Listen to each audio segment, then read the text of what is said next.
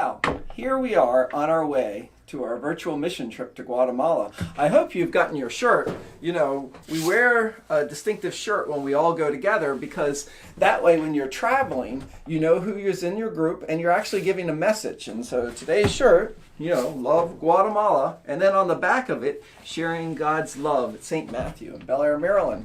And people know you as a group, and you'd be amazed in the airport how many people ask you questions and how they help you when you have to go as a group to get on the plane, to get off the plane, to get your luggage. They recognize you and they'll work with you much better as a group. So that's why we always wear a t-shirt and we want everyone to have one. So I hope you've picked up your shirt and are ready to go.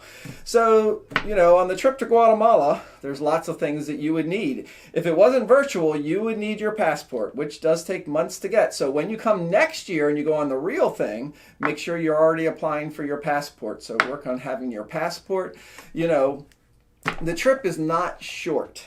It's not like it's that far away. It's in the same hemisphere. It's, you know, in America, but it does take some time. And so I just want to run through what kind of time it takes to get there. You know, you have to get to the airport 3 hours early for an international flight. So that's 3 hours. It's about a 2-hour flight to a connecting place because there's nowhere from Baltimore, Washington area that goes directly to Guatemala City. So you're going to go through Atlanta or Miami or Dallas or Houston, and they're about 2-hour flights to get to those places. And so there's 2 hours there, and of course then there's time in between the flights to make sure they connect, so another couple of hours, and then it's another a little over 2 hours to get to Guatemala City itself. So in all, from the time you leave St. Matthew's campus to get to Guatemala airport is about a 10-hour trip. So, you know, traveling gets tiresome. And so I just want you to understand that next year when you're going, it's about 10 hours to get there and you have some understanding. Now, there's lots of things that you always need to take with you.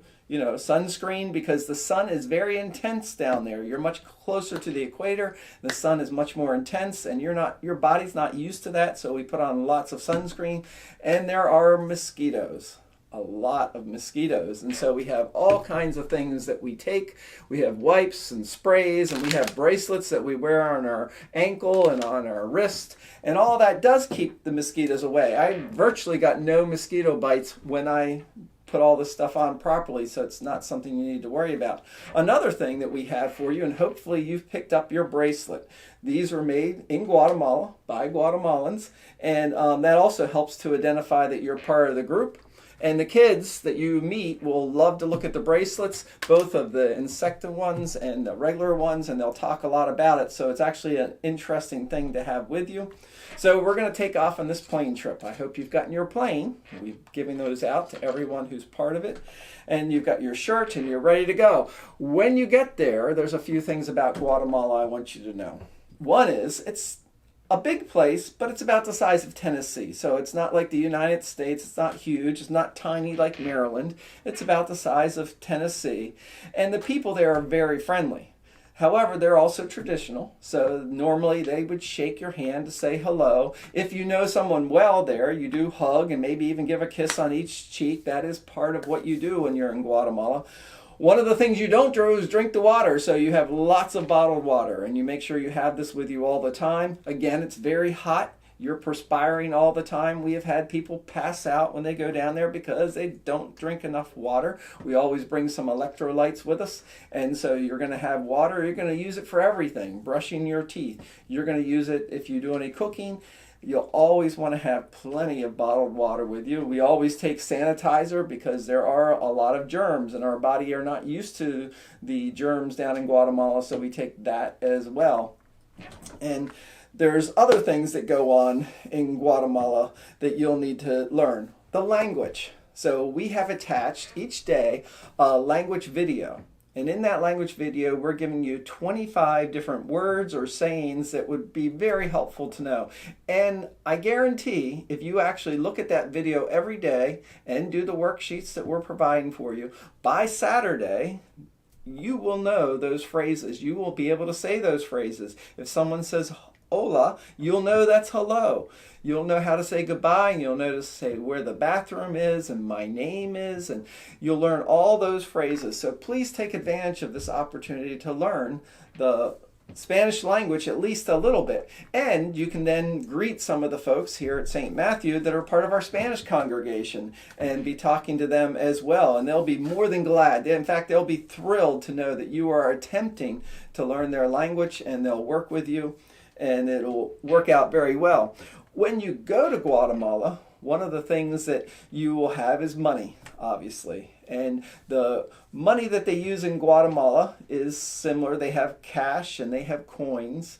And they're called cues or cuenteros. And a cue is worth 7 to 1. So $1 bill US is worth 7 of their dollars. And most merchants will take American dollars or they'll take their cues.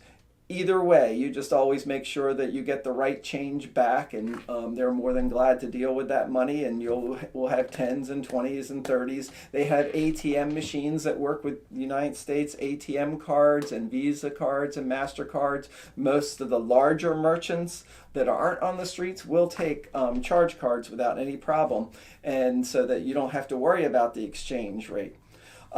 Also, one of the interesting things that you'll learn on the videos that we have for you today is about the history of Guatemala. It's very interesting. They had the longest civil war ever of any country in the world, and so you can learn about that and why that occurred. And also, today, many people think, well, the Mayan culture took place hundreds of years ago. Well, actually, there are Mayans that are still alive today because in Guatemala, there's a big chunk of it that's still Mayan. People still speak different Mayan dialects. In fact, we even have someone here in our Spanish congregation that speaks Mayan. He's from the Mayan culture. He is Mayan. So just in case you thought, well, Mayan is a culture that's dead and gone, it's very alive, and they still are part of that.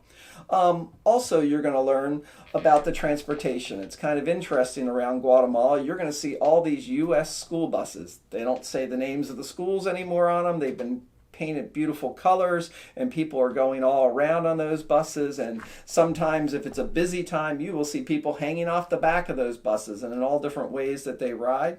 Another thing that you'll see is AK-47s, which sounds a little scary, but there is crime, and the police have them, and also there's private security that have them. And actually, in terms of your safety, they're a good thing because they do help protect us. And so I don't want you to be stunned when you see that, because I know I was stunned a little bit the first time that I got down there and saw them around, but I know that they're a good thing, and they actually are there for our support and comfort.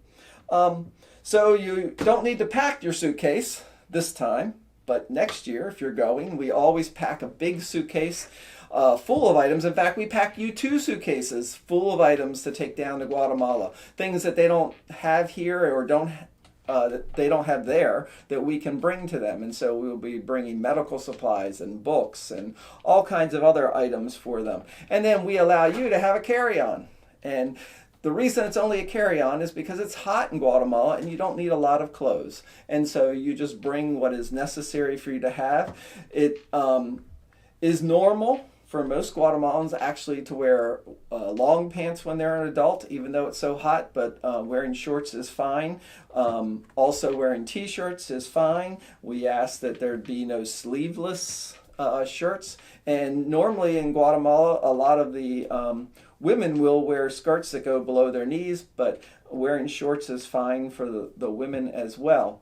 So I just want you to be preparing for this trip. As we go throughout this week, you're going to learn about the kids, and you're going to see sponsorship material of sponsoring the kids. It's St. Matthew's goal that we get 80 sponsors. Each child that's in the orphanage is there night and day, 24 hours a day, 7 days a week. And what we would like to do is sponsor 2 children. Each child needs 40 sponsors in order to afford to pay for their care, having them taken care of 24/7. They have a medical provider there. They do everything for them. They don't go home in the evenings. So it is expensive for each child. And so we are looking to get 80 sponsors. There's also different projects that are going on in Guatemala that you could help support.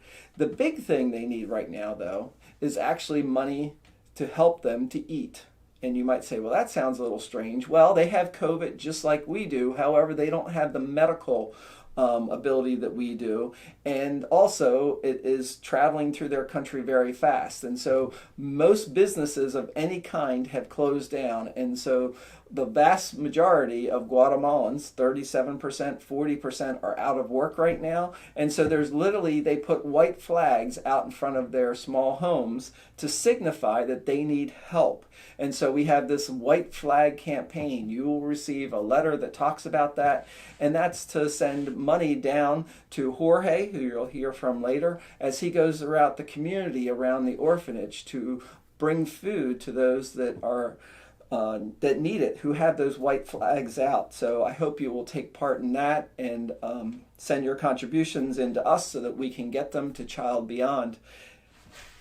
I want you to enjoy your trip to Guatemala that we're going to have.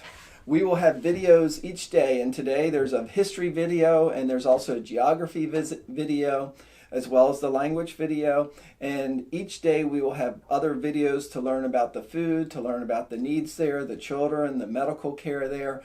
And then on Tuesday we'll be eating that wonderful food. And then on Wednesday you'll get to travel around with Jorge.